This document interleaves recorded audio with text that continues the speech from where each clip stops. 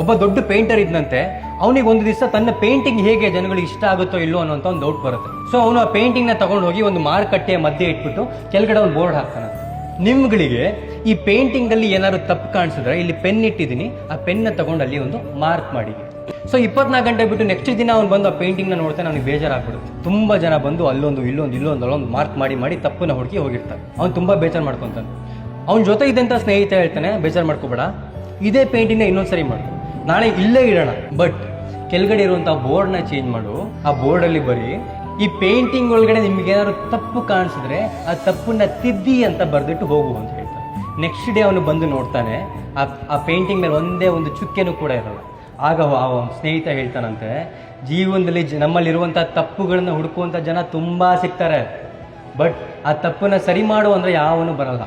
ನಮ್ಮಲ್ಲಿರುವಂಥ problem ಎತ್ತಿ ತೋರಿಸುವಂಥ ಜನ ತುಂಬ ಜನ ಬರ್ತಾರೆ, ಬಾರಪ್ಪ ಸ್ವಲ್ಪ ಸಹಾಯ ಮಾಡು ಅಂದರೆ ಯಾವನು ಬರಲ್ಲ.